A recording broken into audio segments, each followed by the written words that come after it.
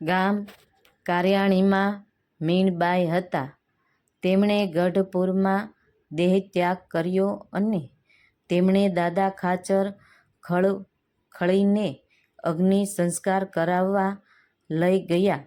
પછી જ્યારે અગ્નિ સંસ્કાર થઈ રહ્યો અને ઢાંકી ડાર્યા પછી જે ઠેકાણે અગ્નિ સંસ્કાર કર્યો હતો ત્યારે એક ગાયે આવીને પોતાનું બધું દૂધ સૂવ્યું ને પછી તે ગાય ઘેલામાં દ્રશ્ય થઈ ગઈ.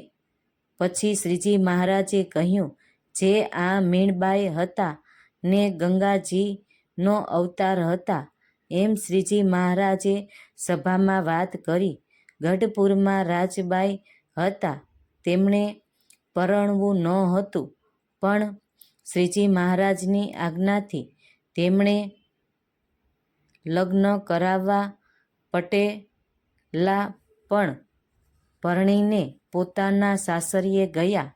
પછી જ્યાં ઘરમાં જાય ત્યાં તો તેના પતિએ રાજબાઈનું સિંહના જેવું સ્વરૂપ ભાળ્યું. તે જોઈને તેમનો પતિ ચીજ નાખીને પાછો ભાગ્યો. પછી રાજબાઈએ રથમાં બેસાડીને પાછા ગઢપુર મોકલ્યા. તે રસ્તે આવતા એક નદીના મોટા અખંડાનંદ સ્વામીને લોહીખંડ પેટ બેસણું થયું હતું.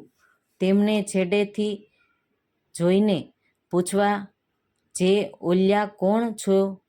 પછી જે માણસે જોઈને આવીને કહ્યું, જે એ તો મોટો અખંડાનંદ સ્વામી છે ને તેમને લોહીખંડ પેટ બેસણું થયું છે. પછી રાજબાઈ બોલ્યા, જે સંત આ ગાડીમાં બેસાડો, હું ચાલીને આવીશ. પછી પોતાનું રેશમી ગોદડિયું હતી તે પોતાના બેસવાના રથમાં પાથરી દઈને તેમાં સંતને સુવડાવ્યા અને પોતે ગઢપુર સુધી ચાલીને આવ્યા. અને અહીંયા આવ્યા પછી સંસારના સુખનો ત્યાગ કરીને શ્રીજી મહારાજનું અખંડ ધ્યાન હરિભક્તિ કરી. પોતાને એવો નિયમ હતો, જે 20 હાથ પુરુષથી છેટે રહેતા. પછી એક દિવસ મૂળજી બ્રહ્મચારી તેમના ઓરડાની ઓસરીની કોર ઉપર જઈ ઊભા રહ્યા.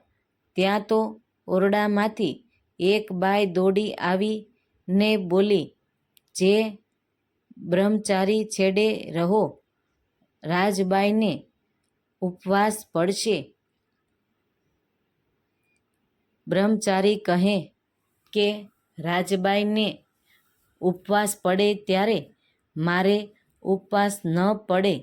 રાજબાઈ એક દિવસ ઉપવાસ કરે તો હું 2 કરું. રાજબાઈ 2 ઉપવાસ કરે તો હું 4 ઉપવાસ કરું. પછી રાજબાઈએ બ્રહ્મચારીને કહેવારાવ્યું, જે તમે જમજો ને હું પણ જમીશ. તે વાતની મહારાજને ખબર પડી એટલે મહારાજ બોલ્યા, જે રાજબાઈને કોઈ જીતી શકે નહીં, પણ બ્રહ્મચારીએ તેમને જીત્યા.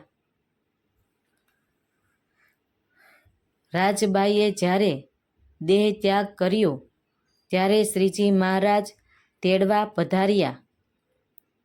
તે વખતે દાદો ખાચર ઘેરે નહોતા એટલે રાજબાઈએ કહ્યું, જે મહારાજ દાદો ખાચર ઘેરે નથી, તે આવે ત્યારે પછી હું ધામમાં આવીશ.